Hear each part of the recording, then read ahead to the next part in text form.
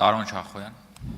Պարոն Հարությունյան, դուք ցանկանում եք դառնալ Եվրոպական ինտեգրման հանձնաժողովի նախագահ ու շատ կարևոր է իմանալ ձեր տեսակետը, ձեր դիրքորոշումը մի շարք առանցքային հարցերի շուրջ, օրինակ Լեռնային Ղարաբաղի մասին։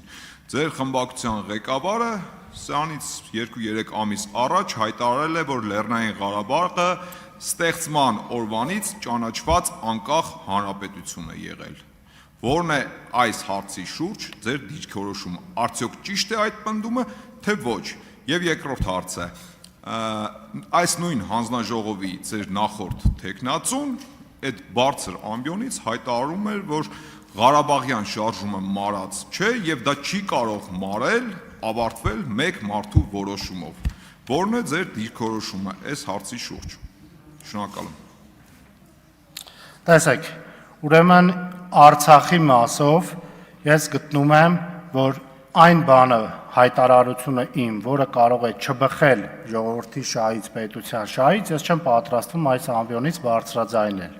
Երկրորդ, ես կարծում եմ, որ Արցախի մասով, այո, միջազգային իրավունքի նորմերից ելնելով մենք ունենք չլուծված խնդիր։ Դա այնտեղի բնակչության հետ վերադարձի հնարավորության ապահովումն է, ինչպես նաև հոգևոր եւ մշակութային կյանքի շարունակականությունը։ Քանի այս հարցերը կարգավորված չեն, ես գտնում եմ կա խնդիր։ Բայց նաև մենք պարտավոր ենք հաշվի նստել այն իրողության հետ, որ երկրի բարձրագույն ղեկավարը Արցախը ճանաչել է այլ երկրի պետության կազմում, հետևաբար այս մասով մենք զրոյական կետից ոչինչ գտնում ենք չունենք սկսելու։ Պետք է ապահովենք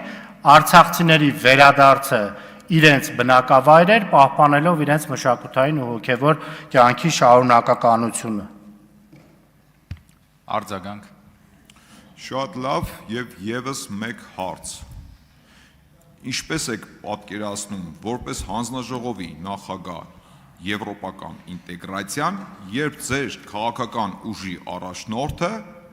շատ ուղիղ հայտարարություն է արել, որ կատեգորիկ դեմ է եվրոպական ինտեգրացիային։ Ուշադրություն, ոչ թե ինտեգրմանը, այլ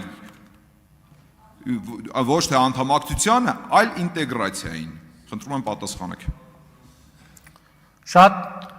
ռեալ հողի վրա պատկերացնում եմ, ասեմ ոնց։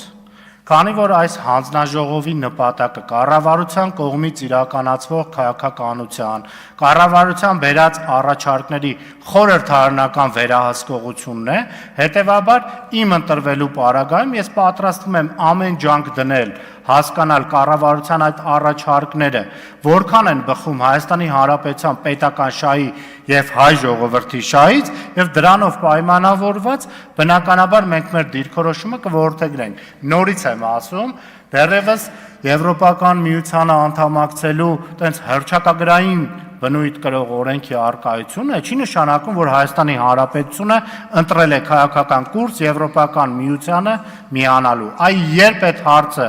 առարկայական հողի վրա կունենանք օրակարգում, մենք հստակ մեր դիրքորոշումը կներկայացնենք, բնականաբար քննարկելով ինչպես հանձնաժողովում, այնպես նաև մեր քաղաքական առաջնորդի հետ։ Արայիկ Հարությունյան։